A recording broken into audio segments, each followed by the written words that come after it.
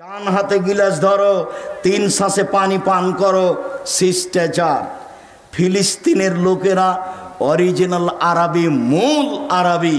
ফিলিস্তিনের লোকেরা একবারে নগদ আরবি, কিন্তু তারা নিচে নামতে নামতে নামতে এমন নেমেছে যে শিষ্টাচার টোটালেই ভুলে গেছে। আব্দুর রহিম মিশর আজহারে পড়ত, সেই সুবাদে গাজা ফিলিস্তিনের লোকেরা যারা মিশরে এসেছিল ওদের আমরা বাছাই করে কয়েকশো লোককে কয়েকবার সহযোগিতা করেছি। তো আমি সেদিন সহযোগিতা দিচ্ছি আপনাদের পক্ষ থেকে। তা আমি যখন দিচ্ছি তখন বাম হাতে নিল, আরেকজন বাম হাতে নিল, আমি দেওয়া বন্ধ করে বক্তব্য দিলাম। আমি আরবিতে শুনলাম, ওরা তো আরবি আমার চেয়ে বেশি বুঝে। যখন বললাম বাম হাত হলো শয়তানের জন্য, ডান হাত হলো রাসূল বলছেন খাওয়ার জন্য, পবিত্রতার জন্য। আয়েশা রাদিয়াল্লাহু আনহা বলছেন রাসূলের ডান হাত খানটা পবিত্র কাজের জন্য, খাওয়ার জন্য, আর বাম হাত খানটা লেখালা এই পেশাব পায়খানার জন্য, অমিন কাদারা, আর যে খারাপের ময়লার জন্য। ওরা একবারে গুলগুলা হয়ে বুঝলো আরবি, ওরা তো আরবিতেই জন্ম। এবার বললাম নেন, তখন বাম হাত বাড়িয়ে গেল। কেন বলেন তো? আদাত, অভ্যাস।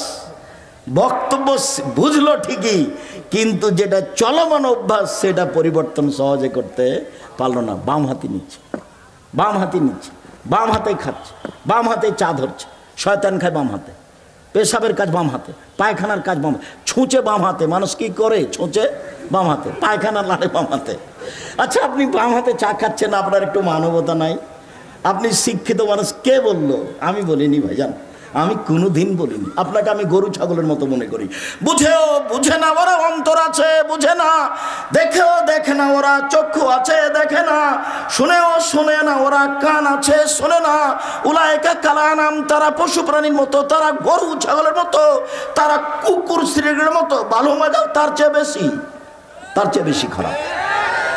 যে শ্বশুরের কাছে যৌতুক নেই সে কুকুর শ্রীগালের চেয়ে বেশি খারাপ। 24 ঘন্টার মধ্যে সন্ধ্যা হতে হতে মোটরসাইকেল ফেরত দিতে হবে। খালি মায়েরা বলছে, মায়েরা খালি বেটার সামনে গল্প করছে, আব্বু অমুক অমুক ছেলের শ্বশুর না বাড়ির সব কিছু ফার্নিচার সাজিয়ে দিল। খালি মায়ের সামনে এগুলো, মায়ের গল্প, ছেলের সামনে মা এগুলো গল্প করছে। মেয়ের বাপ ফার্নিচার সাজিয়ে দিবে, তুমি কি বলবে মাকে? আম্মা দিন মজুরি করে খেলেও শ্বশুরের জিনিস নেব না, প্রয়োজনে ভিক্ষা করে যদি খেতে হয় তবু শ্বশুরের জিনিস নেব না, বরং শ্বশুরকে একটা বছর শেষে লুঙ্গি কিনে দিব। যৌতুক চিরদিনের জন্য হারাম। ভিক্ষা করা টাকা দিয়ে চাউল কিনে ভাত খেয়ে ইবাদত কবুল হবে, যৌতুকের টাকা দিয়ে চাউল কিনে ভাত খেয়ে ইবাদত কবুল হবে না। এই যে বললাম, এইভাবে দেখি কিয়ামত পর্যন্ত সময় থাকলে কোন মায়ের বেটা এভাবে ধরতে পারে। যৌতুকের টাকা দিয়ে চাউল কিনে ভাত খেয়ে ইবাদত কবুল হবে না, যৌতুক ফেরত দিতে হবে। কাজ করে খেতে শিখতে হবে, শ্বশুরের সাথে নয়। ঘর জমাই হয়ে কাজ করতে রাজি নয়, দিন মজুরি করে খেতে রাজি আছি। নিজের ব্যক্তিত্ব বিক্রি করতে রাজি নয়। মানুষের বাড়িতে কাজ করে খাবো, সারাদিন কাজ করব, বিকেলে 600 টাকা পাবো। এই যে 600 টাকার মালিক আমি। কাজ করে খাবো কেন? চকলেট বিক্রি করে খাবো, সারাদিনে 800 টাকা ইনকাম করব। চকলেট বিক্রি করব কেন? রহনপুরে জমিদারের ছেলে আমি, কোটি টাকার ব্যবসা করব। করো না, ভালো কাজ। দিন মজুরি করে খেলে টাকা শেষ হবে সন্ধ্যায়, আর মাসের যদি চাকরি করেন তাহলে টাকা শেষ হবে 25 দিনে। 5 দিন ধার কর্জ করে খাওয়া লাগবে। মায়ে যদি টাকা চায়, বেটা এ মাসে কিছু টাকা দিতে হতো বেটা। আচ্ছা দেখি আম্মা, এ মাসে তো পারলাম না, সামনে মাসে জিনিসের দাম বেড়ে গেছে। তখন বলছে আম্মা কিছু যে করতে পারলাম না। তাহলে কি করতে হবে? ব্যবসা। আল্লাহ রাসূল বলছেন সত্যবাদী ব্যবসায়ী জান্নাতে নবীর সাথে থাকবে।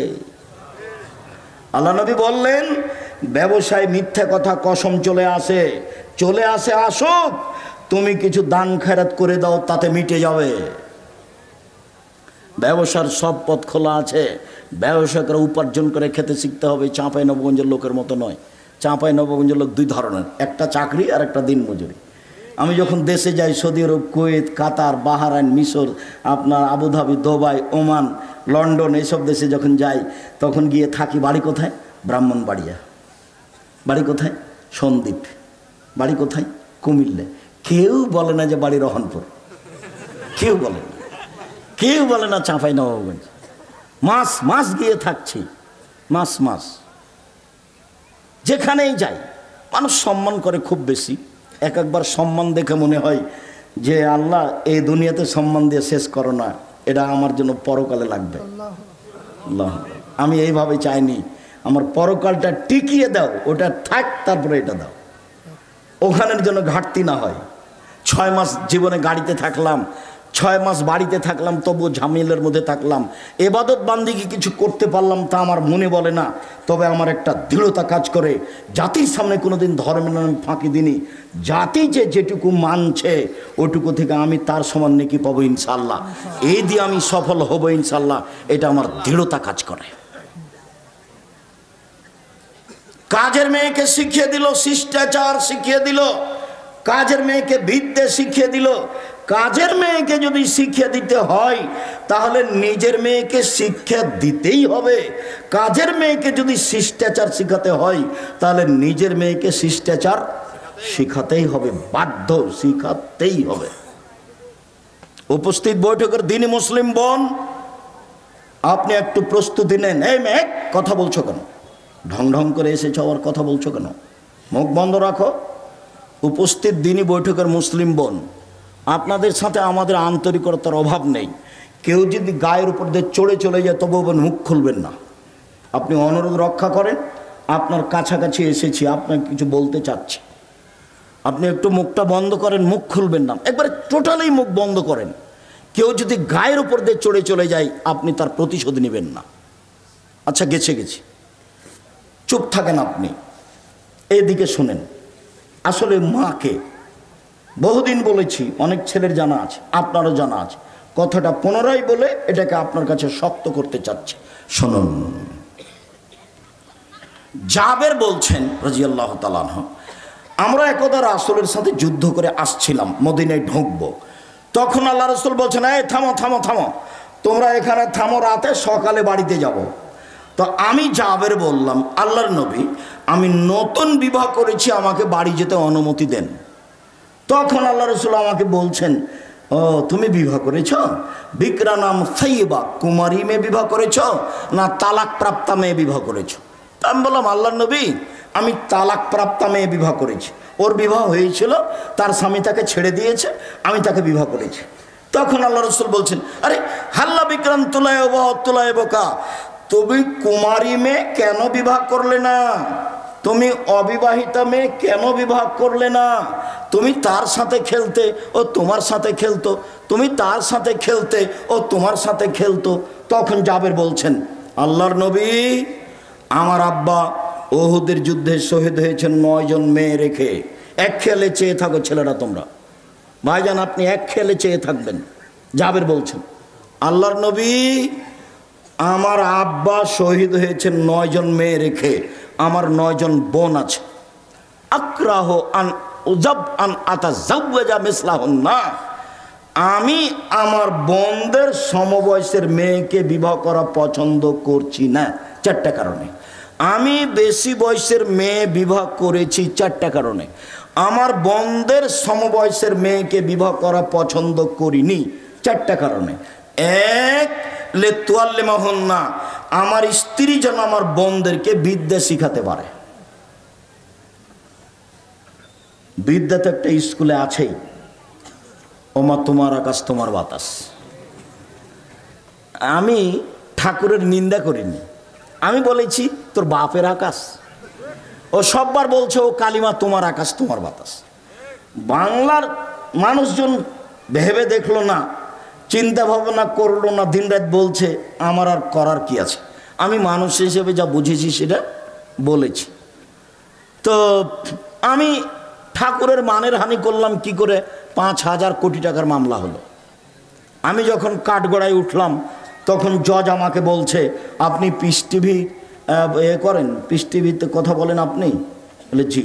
আপনি পিস টিভির আলোচক? জি। আপনার মামলাটা আমি খারিজ করে দিলাম প্রথম দিনই। আর 1,000 কোটি টাকার মামলা ছিল সিলেট সুনামগঞ্জে। তো আমি যখন কাঠগড়ায় দাঁড়ালাম তখন আমাকে বলছে, এভাবে দেখেন, আপনার সাথে মামলা নিয়ে আমার কোনো কথা নেই। ওই নথিটা এভাবে উল্টে দিলেন, দিয়ে বলছেন আপনার সাথে কিছু কথা। আমার বক্তব্যকে তো একবার তন্ন তন্ন করে দেখেছে। বলছে যে আল্লাহর নবী এবং আয়েশা একসাথে গোসল করলেন, উভয়ের পরনে কাপড় ছিল না, এই কথাটা আপনি কেমনে বললেন?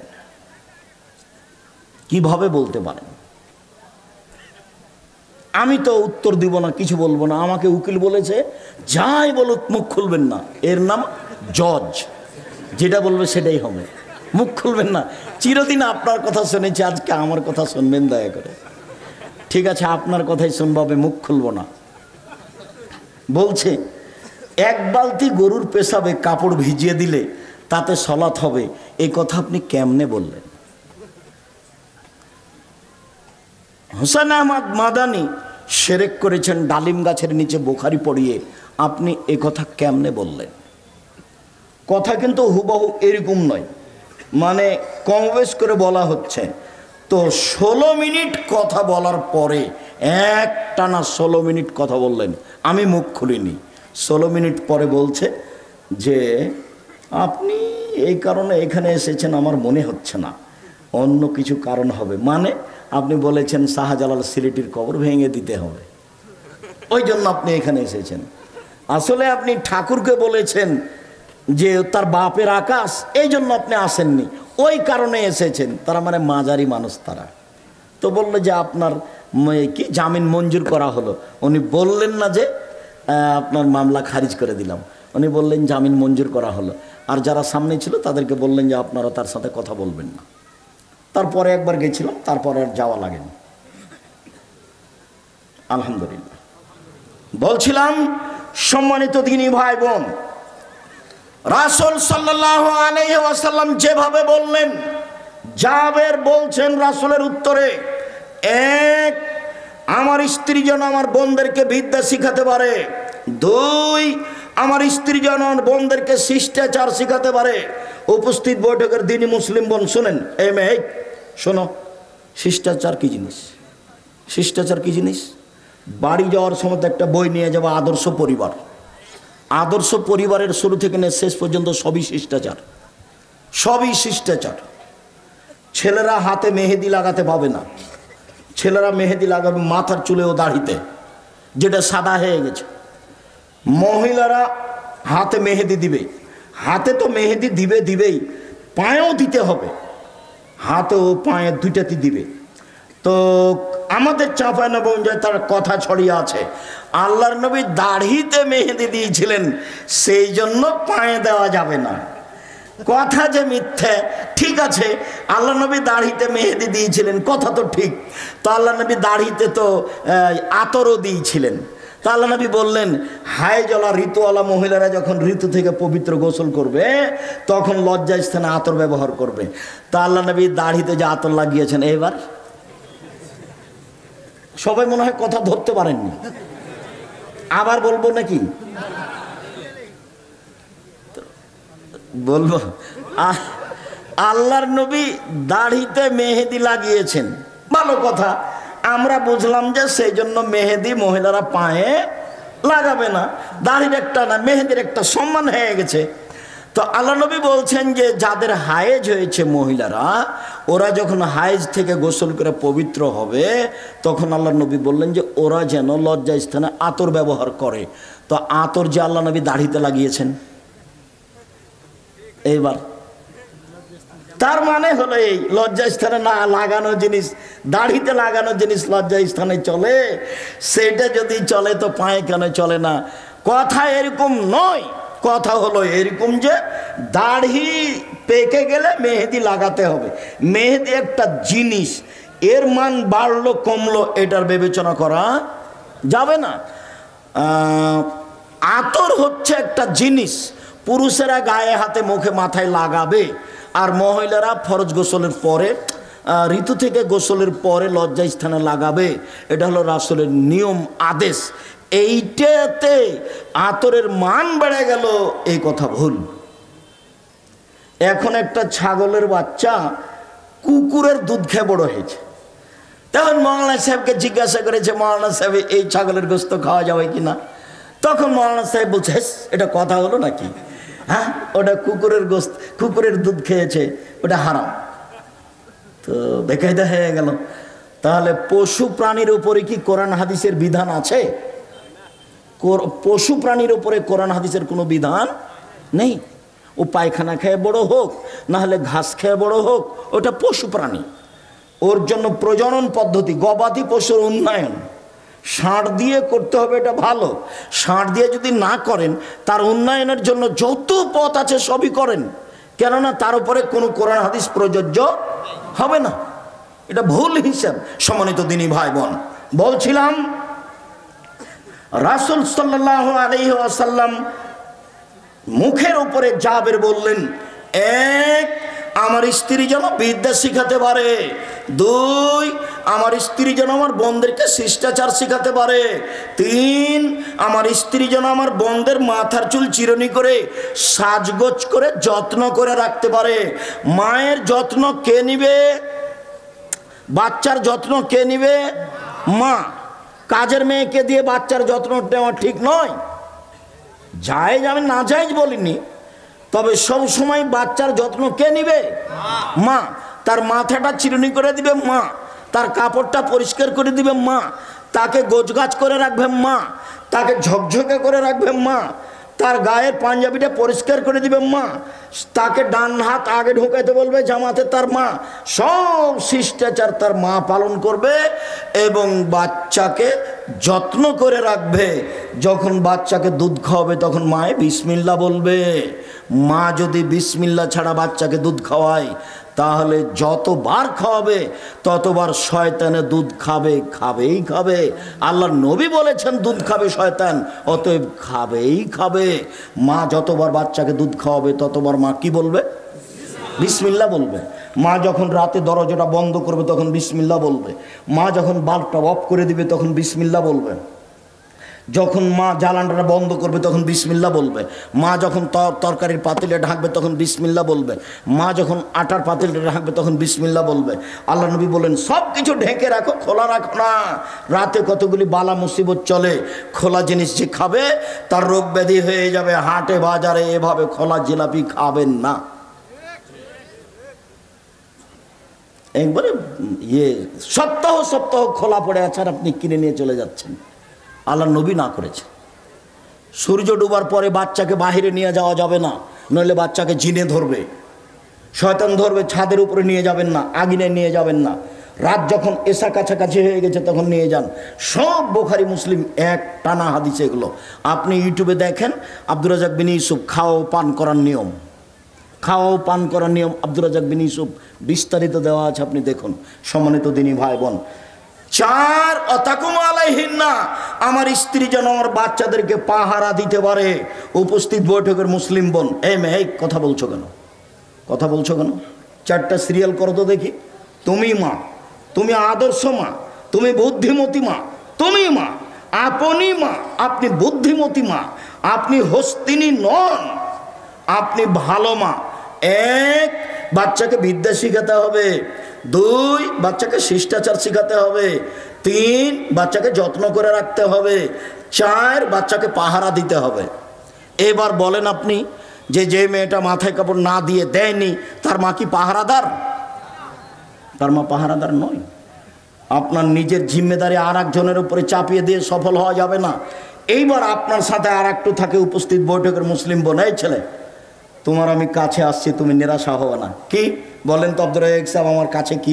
আল্লাহ নবী বলছেন মালালা জারিয়াতাইনে, কেউ যদি দুইটা মেয়ের লালন পালন করে, দুইটা, হাত্তা তাবলগা, বড় হওয়া পর্যন্ত, বিবাহ হওয়া পর্যন্ত, ফাহুয়া ফিল জান্নাতে হাকা যা, তাহলে সেই বাপ আর আমি জান্নাতে এভাবে থাকবো। দুইটাকে জমা করে দিলেন, আঙ্গুল দুইটা জমা করে দিলেন, দুইটা মেয়ে। এবার বলছেন আনাওয়া কাফিরুল ইয়াতীম, কেউ যদি এতিমের লালন পালন করে সে আর আমি জান্নাতে এইভাবে থাকবো। ওয়াসারা বিসাবাব অলস্তা, তর্জনীবে মধ্যম ইশারা করলেন, ফাররাকা বাইনাহুম শায়ান, একটু ফাঁকা রাখলেন। বুঝতে না পারলে আমি আবার বলছি। এতিম লালন পালন করলেও নবীর সাথে থাকা যাবে, তবে মধ্যে কি আছে, একটু ফাঁকা আছে।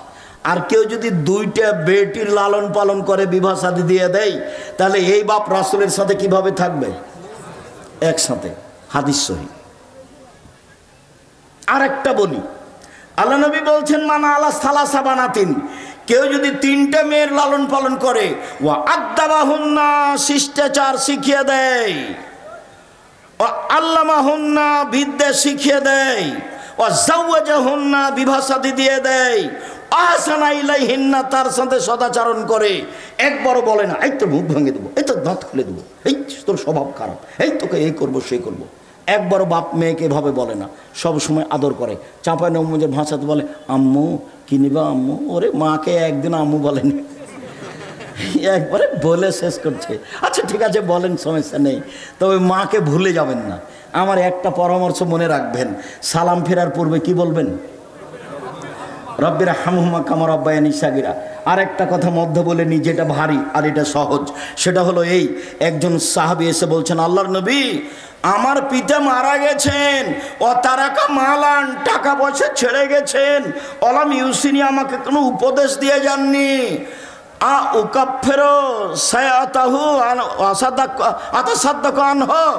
আমি যদি তার নামে দান করি তার পাপ মিটে যাবে কি? কাল নাম। আল্লাহ রাসূল বললেন হ্যাঁ। তিনি বললেন না বড় পাপ, তিনি বললেন না ছোট পাপ, তিনি বললেন তুমি দান করলে তোমার বাপের নামে তোমার বাপের পাপ মিটে যাবে।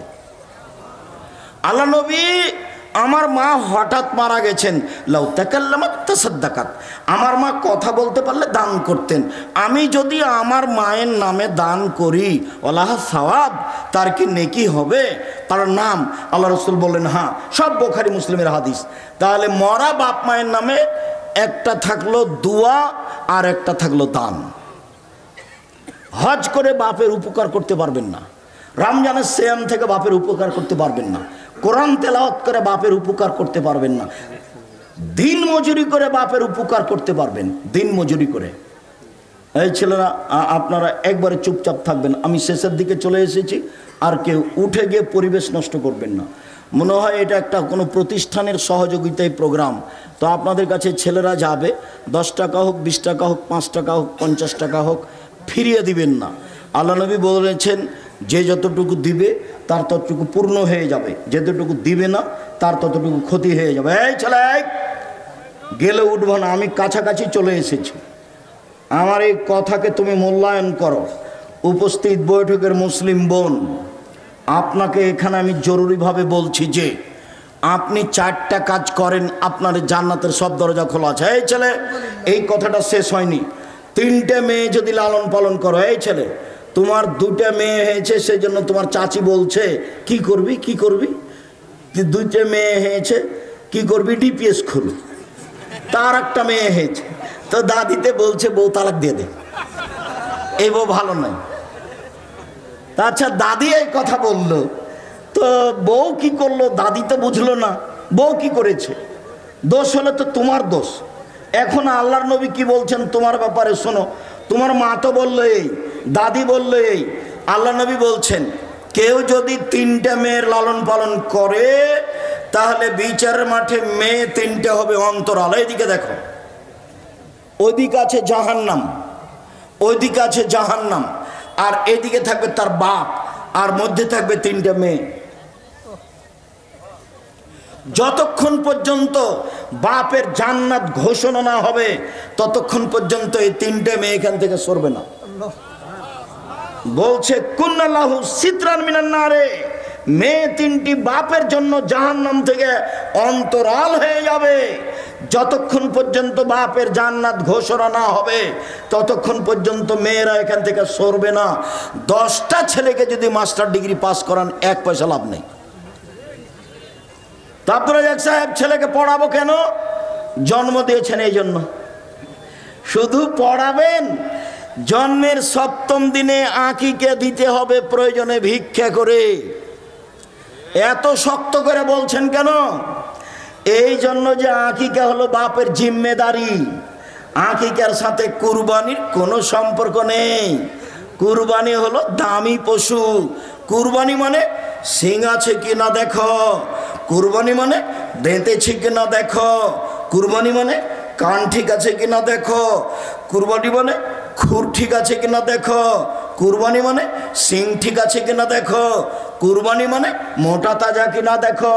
নেকির কাজ, আকিকা নেকির কাজ নয়, বাপের জিম্মেদারি। সপ্তম দিনের দিন করতে হবে, কানা হোক, ল্যাংড়া হোক, টেরা হোক, 500 টাকা দামের হোক, 2 বছরের হোক, 2 মাসের হোক, দিতেই হবে। প্রয়োজনে ভিক্ষা করে আকিকা দিতে হবে।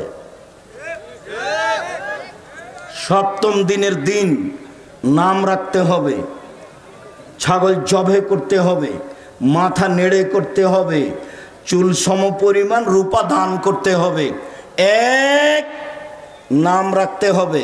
2 ছেলের জন্য 2টা, মেয়ের জন্য 1টা, ছাগল ছাগি ভেড়া ভেড়ি দম্বা দম্বি জবে করতে হবে। 3 মাথা নেড়ে করতে হবে। ডাক্তার বলেছে দেরি করেন, দেরি নয়। নবী বলেছেন 7 দিনের দিন মাথা নেড়ে করতে হবে। 4 চুল সমপরিমাণ রূপা মূল্য দান করতে হবে। বাপের জিম্মেদারি।